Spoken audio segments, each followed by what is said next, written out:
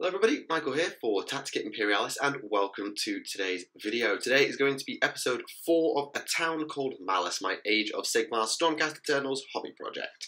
And today I'll be showing off one full unit for you as well as the basing scheme that I have settled on to bring the army into a bit more presentability, because I have noticed and I've had it commented that you can't really see all of the detail of the paint scheme because it's black armour on an untouched base, which is obviously black.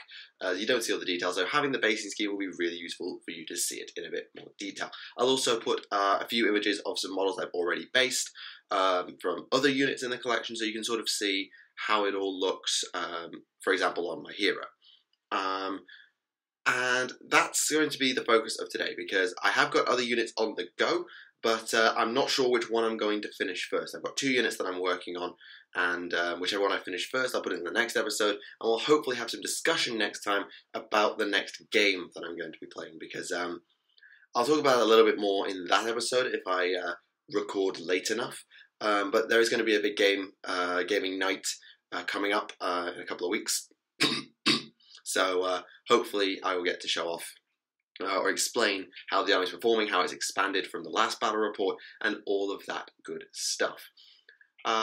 These guys today are probably the best unit for you to see the armor scheme, because you probably noticed with some of the other models, the Paladins have got a lot of gold trim, the Vanguard Hunters had their cloaks, so did the Lord Aquilor, and he had his mount. The Knight Heraldor had I believe it's called scale mail, somebody told me in the comments, his scale mail stuff, so it wasn't always that clear. But this will be a really good chance to have a look at the armor scheme.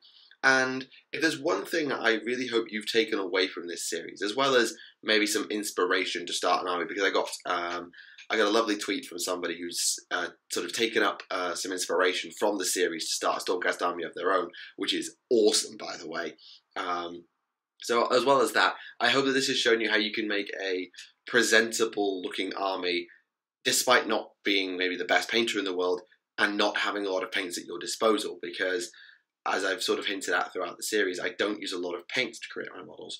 And hopefully this will be a good way of showing you, yeah, I don't need loads of paint and loads of time to crank out a decent looking army. So I hope you get something out of that from this on that front. Anyway, without further ado, let us get into the models. We'll discuss the model scheme and all the tactics involving them and their war gear first of all, and then we will discuss the basing scheme and maybe have a little bit of a talk about what's going into the army next, and all of that good stuff. So, with all that said, let's get cracking, shall we? This is episode 4 for A Town Called Mallus. Here we go. And here we have the unit we're going to be adding to the army for this week, or at least half of it. Here we have 5 Liberators, including a Grand Hammer, a Liberator Prime, all armed with Warhammers and shields, Sigmar shields to be exact. I'll discuss the war gear selections a little bit more detail in a moment, but let's get through the details of the painting and all that stuff. And as I said, we'll discuss the basing a little bit later on. So, nothing particularly new to write home about here, but it is Liberators that formed the base reason of why I wanted to have Sons of Mallus as my paint scheme over the Anvils of the Heldenhammer, because both are interesting from a lore perspective. If anything, the Anvils of the Heldenhammer have a little more lore to them. But if you look at their painting scheme, it is pretty much entirely black armor, including the shields and the shoulder pads. So there would be a bit less color variety and detail in that sense. It would be a lot more just black. Which is fine, it's still a good paint scheme, and I was sorely tempted to try it. But when I saw Sons of Mallus doing basically the same armor scheme, but with a little bit extra colour variety, I thought, yeah, this is definitely what I want to go for. And that is why we've got the purple. It is pretty much down to Liberators and other units armed with shields and such like, just so I can have a little bit more colour variety. Other than that, there's not much to write home about. There's a little detail on the back of the Liberator Prime. Someone suggested in the comments that these things are sort of like reliquaries, so I thought it makes sense for my Liberator Prime to have one. I thought about giving it to my Grand Hammers as well. Oops, sorry, bumped some frames. But I decided not to. I think that's definitely the case with the Paladins. In fact, I can go and check that for that commenter now. If I go to the lore section of the Codex, not Codex, Battle Tome, it's not a Codex anymore, you fool. It is in here, isn't it? I'm 89% it's in here. Sorry, this is what happens when you don't think ahead to plan. Weaponry. Yes, on the paladins, it is definitely reliquaries. Though it seems to be a little less clear as regards the liberators. But I'm going to treat it like it's a reliquary or something like that, like a small relic. And I will treat it as such, which is why my Liberator Primer's got one. So now you know. Other than that, as I said in the introduction, this is probably the best way to have a look at this black armor scheme in as much detail as possible. So you can see the slightly not perfectly black armor because it's got the Mechanica Standard Grey Dry Brush and then it's then been washed down. So it looks pretty much black, but it's got a little bit more color detail to it than that. You can see it again here. You can just see the hint of grey, just to add a little bit of definition, I suppose, because definition is important. I'm bumping models, that's a mistake. As concerns the tabletop, because there's not a lot to discuss here. You've seen the paint scheme, and as I commented at the introduction to episode 3, there's not a lot of variety in the paint scheme. That's not to say that they're boring to paint or they're repetitive to paint. They're not. They're really good to paint. I enjoy painting my Stormcast. But it means when I come to make videos like this, there's not a huge amount I can say because I've said it all before. Yeah, unfortunate, particularly when you're not mixing up the colour scheme as much as I could be doing. Now, let's talk about the war gear, because I'm kind of going to have to contradict everything I said in episode 2 as concerns the Vanguard Hunters. So, Liberators are armed with one of 4 weapon options. You can have a Warhammer and Sigmarite shield, as I've got here. You can have a War Blade and Sigmarite shield, so a sword. You can have 2 Warhammers or 2 War Blades. You have options abound for these guys. This is probably the most customizable unit in the entire army. In fact, I think it is the most customizable unit in the entire army, because 4 weapon options is more than anyone else gets. Most usually get maybe 2, so like 2 different ranged options or 2 different melee options. You don't often get 4 actual options. And what I need to say is so contradictory is the Warhammer has the worst hit roll compared to the Warblade. So if you go back to episode 2 and you look at the Vanguard Hunters, I did some very quick but very clever calculation, well, not even clever, so just some very quick calculation to show that when you add modifiers into your calculations, because Warhammers and Warblades are essentially identical, they just have inverted hit rolls and wound rolls. So the hammer hits 4s and then wounds on 3s, the Warblade hits on 3s, wounds on 4s. Now that's identical probabilities until you add in modifiers, and if you add in the modifier of +1 to hit, then the Warblade becomes ever so slightly better than the Warhammer. Only by a tiny amount. It is so negligible in the grand scheme of things, but if you need to pip out an extra wound here and there, it is the weapon that you should choose is the sword, not the axe. And by that calculus, the Warblade should be better than the Warhammer when you consider Lay Low the Tyrants, a very useful ability for Liberators. If any model from this unit targets an enemy unit with a wounds characteristic of 5 or more for all of its attacks in the combat phase, add +1 to all of that model's hit rolls for that combat phase. So if you're fighting something big, or you're fighting a hero, or some reasonably sized cavalry, a monster, artillery pieces, then you get +1 to hit. And I just said that the Warblade has better hit rolls than the hammer, and thus does better on +1 to hit than the hammer does. Hey, oops. Now, I sort of knew this, and I acknowledge that maybe I should go for Warblades if I want my Liberators to just do a tiny bit more damage. But I don't mind. If I were pairing the weapons up, because if you get an extra weapon, you get rerolls of 1 to hit in the combat phase. In that scenario, absolutely paired Warblades, because 3's rerolling 1s is better than 4's rerolling 1s. And when you add in the Lay Low the Tyrants, the +1 to hit ability, then it's 2's rerolling 1s versus 3's rerolling 1s. It is just better to have Warblades. So if you ever take Liberators with paired weapons, I do think paired Warblades is the better option. However, these guys are not meant to do lots of damage. 2 attacks that damage 1 each is not anything to write home about. It's really, really not. Even the Grand Hammer, which is this special weapon right here, I'll just give you a bit of a look over it.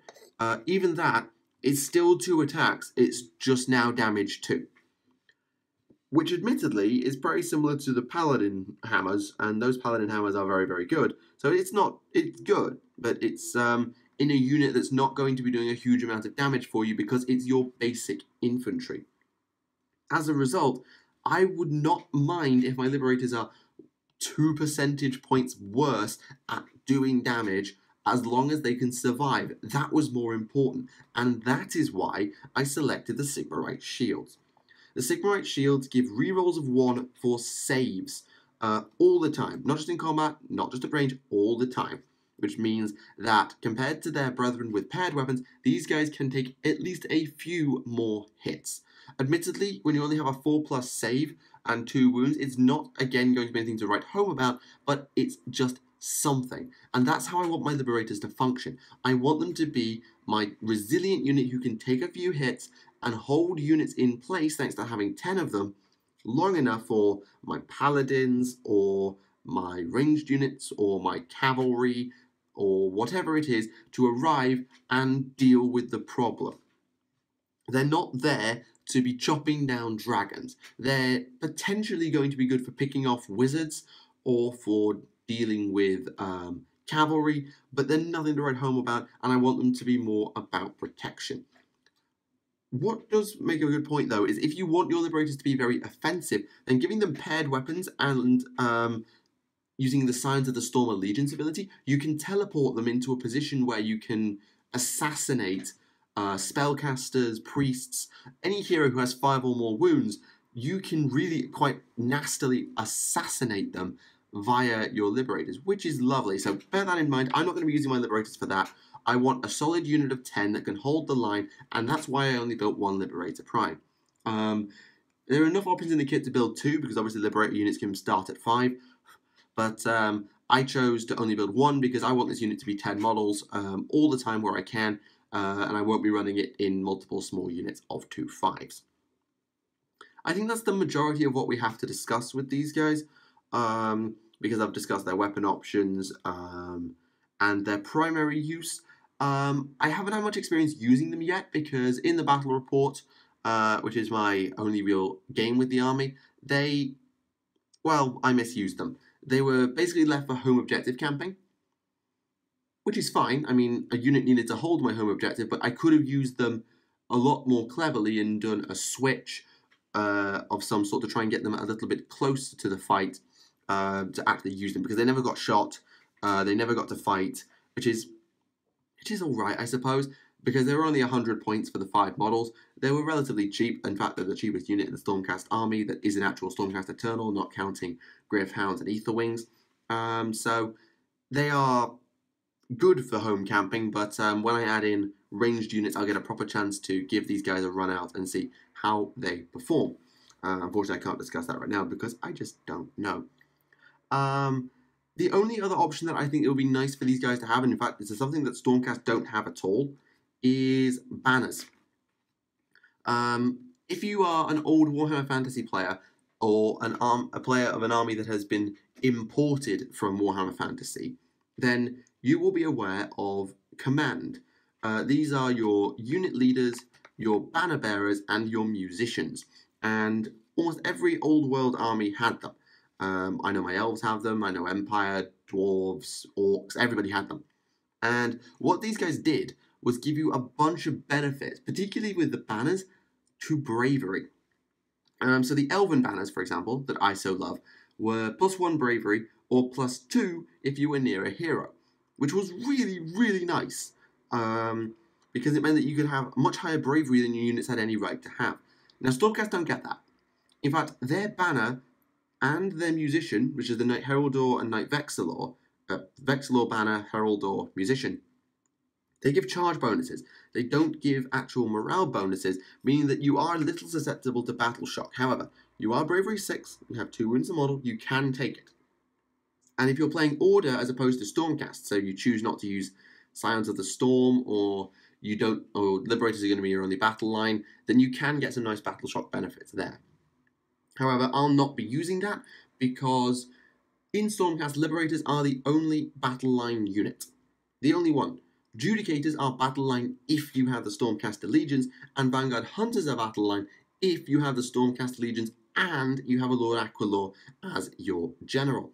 So you kind of have to just go with that unless you want to build an army exclusively around Liberators, which I don't. So I won't be getting much battle shock benefit. I just have to hope that Bravery 6 is enough for these guys. So that's everything we've discussed for the models now. We've looked at the scheme and had a quite extended discussion about their weapons and tactics. So I'm just going to get the other 5 models, we'll get them onto the screen, and we'll discuss the basing scheme very quickly before we wrap up today's episode. And here you can see the other half of the Liberator unit, as well as my Knight Heraldor and my Lord Aquilor Justinian Bloodbreaker. The reason they're here is because they are based. Yes, I've got the basing scheme done. I haven't done the rim of the base going around the edge. And the main reason for that is I don't really know what paint to do it in. Because I don't have with me my browns.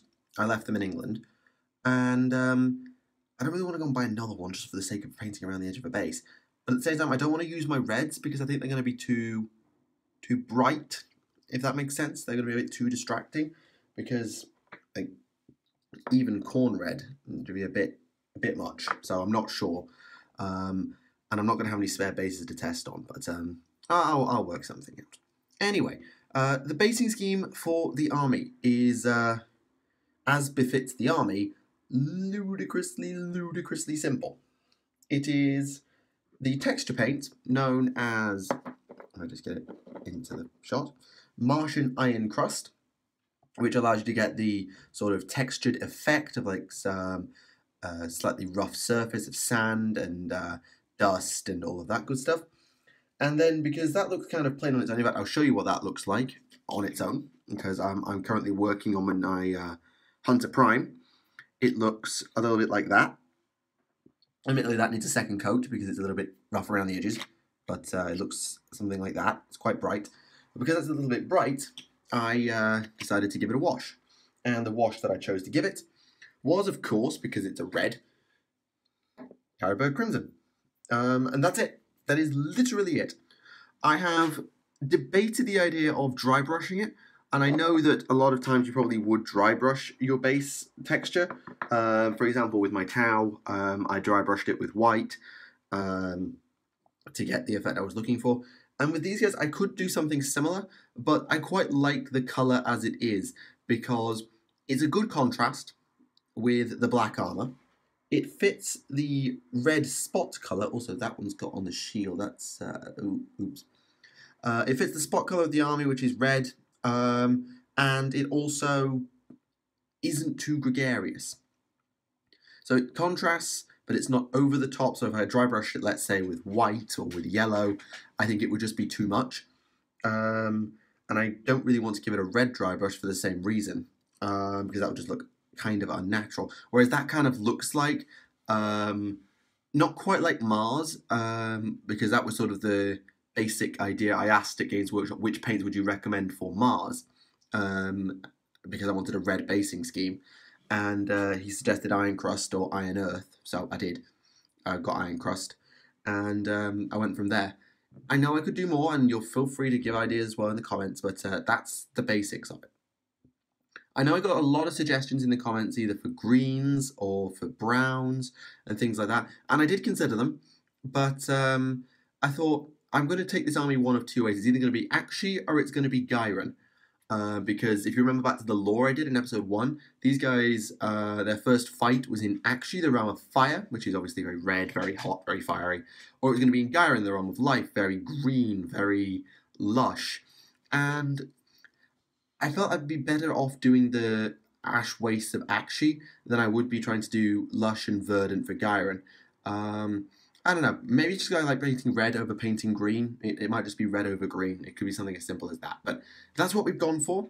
Let me know your thoughts in the comments below, both for what colour would be good going around the rim, because obviously a brown makes the most sense. I don't have one on me. And everything else. Just as regards to the Liberators, since I've got them here, you might be wondering where the other Liberator Prime is, because Liberators come in a box of 10, but their units are up from 5 upwards. They go up in 5s. So I could have built a second Liberator Prime here, which would allow me, if I had 2 units, to have a second character in the units going around smashing face in. And I mean, Liberator Primes are always in the unit, but allow me to denote a Liberator Prime a bit more clearly. However, I decided against doing that. And it's partially because it would look weird in a unit of 10, but it's mainly because I actually prefer units of 10 for my Liberators, or even bigger. I know I made the idea of twin Warblade teleporting Liberators, going around and assassinating heroes, or picking off cavalry, all things like that. And that is certainly a thing you can do with Liberators, thanks to Lalo the Tyrant and the ability of twin weapons and the good hit rolls of swords. You can really put the pain on some heroes. But that's not how I want my Liberators to function. It's particularly not how I want my Hammer and Shield Liberators to function. I want them to be a solid unit that can take a charge and do all of that good stuff. I explained this earlier. As a result, I went for no second Prime because they'll always be in a unit of 10, even if they've got 2 Grand Hammers. And if there is a scenario where I do run 2 separate units, then I will just denote the second Prime to be the Hammer guy. Because there is nothing in the rules which says you cannot give the special weapon to the leader of the unit. And this is something I find kind of weird, and it's something I generally don't do in my Age of Sigmar builds. So like you'll see it, you've seen it with the Liberators today, the Prime and the Grand Hammer were separate models. But you can give the special weapon to the unit champion. And I will do that for this guy if I do decide to run 2 separate units. I just wanted to make that clarification in case someone was wondering why I don't have 2 primes, but that is the reason. So that's the basing scheme. It is ludicrously simple, and actually quite nice. I do quite like it. I'm sure you'll have your thoughts, and feel free to contribute your suggestions again in the comments below. That pretty much wraps up this episode as well, because you've seen all the models now, you've had all my rambly discussions. So let's quickly talk about next time. Next time, there are 2 potential units that you're going to see. You're only going to see one of them, because I'm not going to have time to finish them both and then finish another unit for the episode after. So those will be the next 2 units you'll see over the next 2 episodes, and that will take us to early December. In fact, this video is coming out on the 13th, I think. Is it the 13th that's coming out? I think it's the 13th. I don't have a way to check the date. Anyway, it's around the 12th, 13th of November. So in 4 weeks' time, 19, 26, it'll be pretty much the second week of December, give or take. And then it will be Christmas. Now, I'm not sure what I'm going to do regarding that upload, because obviously it's going to be on Christmas, or on the week of Christmas and Boxing Day. I might do an unboxing, because I will have hopefully acquired my copy of Blight War, and I'll do a Blight War unboxing and we'll go through it, and you'll get to see my thoughts there. But I'm not sure. So next 2 episodes you can look forward to seeing 2 new units, including one that I have banged on about enough that you should probably be able to work out what it is. And hopefully there'll be some battle reports. I've got my big gaming night this week coming as you're watching this video. I'm not sure if I'll be able to battle report it. I'll have to ask my opponent on the night, or I might have to ask Axel, who runs the store, whether he would allow me to do so. That's up to them, and I'll have to make that call later. If not, I will provide you in next episode with a after action report. I will talk about how the game went, what units performed well, because I will be using some units that you haven't seen. I'll be using both of the units I'm working on, just in various stages of completion, and all of that good stuff. But there's something to look forward to, and maybe there's a battle report around the corner. In any event, that is all for episode 4 of A Town Called Mallus, my Stormcast Eternals Age of Sigmar hobby project, and I do hope you have enjoyed it. Leave your thoughts in the comments below, and I look forward to seeing you in 2 weeks with the update for the army. Thank you all for watching. My name is Michael for Tactica Imperialis, and until next time, I'll see you all again. Bye for now.